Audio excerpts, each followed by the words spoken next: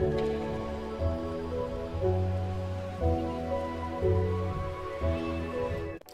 what is going on, guys? In this video today, we're going to be going over how to become a better mechanical player on console/controller Fortnite. Having good mechanics is always going to be incredibly important in Fortnite, and as time goes on, the mechanical skill curve is only going to continue to increase. It may not seem like that's the case because the game has already been out for 3 years now, but if you watch footage of top level pros from only like a year ago and then compare it to now, there really is a very noticeable difference. Now, in a lot of videos regarding mechanical improvement that I've seen on YouTube, the person basically shows 3 to 4 good creative maps and then kind of just sends the viewers on their way. And that's definitely helpful, don't get me wrong, but I want this video to be a bit different than that. I may mention 1 or 2 good creative maps here and there, but this is more so going to break down and focus on how to train your mechanics instead of just showing you some maps and hope you utilize them correctly. We're not going to hone in too hard on one mechanic specifically, like building, editing, or aim. All of them will be covered here, and without further ado, let's get right into it.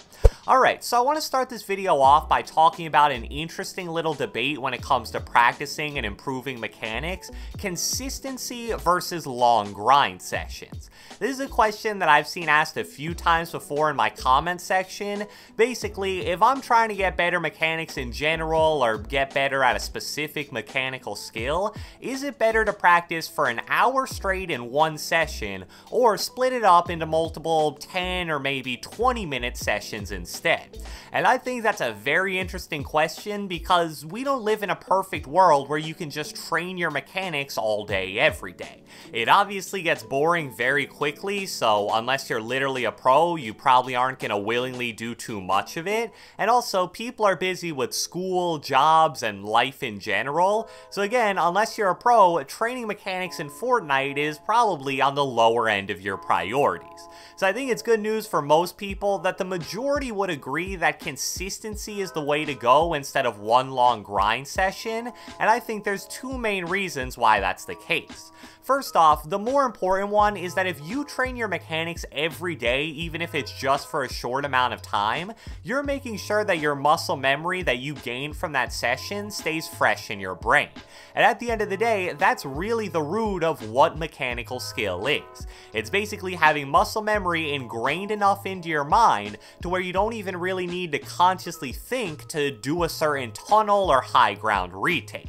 So if you grind your mechanics for like an hour straight and then think, alright, I'm good for the next week, all that muscle memory that you gained from that hour is gonna start fading away really quickly. So by the time you do another hour grinding session a few days or even a week later, you're basically gonna be right back at the point you were at before the first grind session.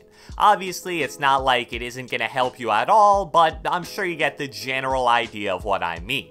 On the flip side, if you break it up to where you're only going to do 10 minutes a day every day of mechanical training, every day you're going to be getting slightly better, and that just continues to build on itself over time. Obviously, with only 10 minutes like in the example, it's not going to happen in the matter of a few days, but almost everybody agrees that 10 minutes a day would be better than 1 hour straight once a week. And obviously the other clear advantage here is that if you were to try to grind mechanics for an hour straight, you'd probably get really bored very quickly, and that means you'd start to lose focus towards the end of that session. With shorter mechanical grinding sessions, on the other hand, it's a lot easier to stay fully focused the entire time. The next aspect of improving mechanics is probably the one that helped me improve my mechanics the most, and that's the importance of targeted practice. One of the biggest mistakes that players make when it comes to improving their building and editing mechanics specifically is using free building as a main method of practice. Free building is really only good for one thing in Fortnite, and that's to warm up before a session. Just think for a second about what you're typically going to be doing when you free build. You're just going to be half-mindedly switching between a bunch of different build techniques constantly, some ramp rushing, high ground retakes, double edits, tunneling with edits, etc, etc. And for warming up, that's actually great because you're basically getting a nice little low pressure warm up of every build technique that you're going to use in the real game, but that's not what you want to do when you're trying to learn and improve certain mechanical skills. It's no different than like a basketball player trying to improve a certain part of their skill set. Sure, before games when they're just warming up, they're going to shoot a 3, step in and take a mid, take 2 free throws, drive to the paint for a layup/dunk, just a very light and simple overall warm-up. But if that same player wants to get better at shooting free throws, for example, he isn't going to do all those things at the same time like when he's warming up. He's just going to sit at the free throw line and shoot 20 or 50 or 100 in a row. It's the same thing for Fortnite. Constant repetition of the same mechanic over and over again is how you build that long-term muscle memory that we talked about earlier. So if you're trying to learn a certain tunnel or edit faster or maybe hit more AR shots, don't switch between practicing a bunch of different techniques. Do the same one over and over and over again. You may not master it in one session and you may need to start off by going slow and then ramping up the speed over time, but that's how you make a mechanical technique second nature to where you don't even need to think while doing it. A great example of this comes in the form of almost every editing practice map that Raider464 has made.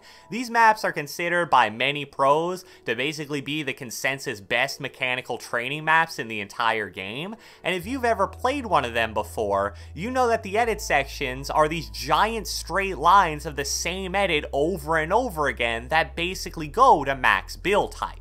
So you're doing the exact same mechanic over and over and over again. And because of that, it's not a surprise that Raider, who's probably the fastest editor on the planet, he says that he specifically designed the maps in a way that provide the best possible practice based on his experience improving as an editor. And the final thing I want to say in this video is that you obviously want to do the majority of your mechanical training on solo creative training maps, but it's also a good idea to mix in things like multiplayer box fight and zone war games every once in a while as well. As great as solo creative training maps have gotten over time, there's some things that are just borderline impossible to truly simulate without real players. And a great example of this would be movement while shooting. Sure, there are some maps that try to make you strafe or jump while firing, but it's different when it's a real player and you basically have to dodge their shots while also focusing on hitting your own and reacting to how they move. People don't really think of movement as its own mechanic, and even though it may not deserve its own category like building, editing, or aiming, it's at worst a crucial part of aiming.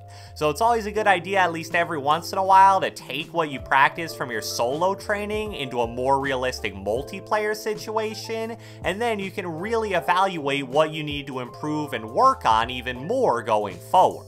So I hope you guys enjoyed this video, and if you watched the entire thing, be sure to let me know with a comment down the comment section below. On a scale of 0 to 10, how would you rate your own personal mechanics in Fortnite? I would give myself maybe like an 8.5 or so let me know about you guys. Be sure to leave a like, leave a comment, subscribe, turn on post notifications, do whatever the heck you want, and I will catch you guys next time.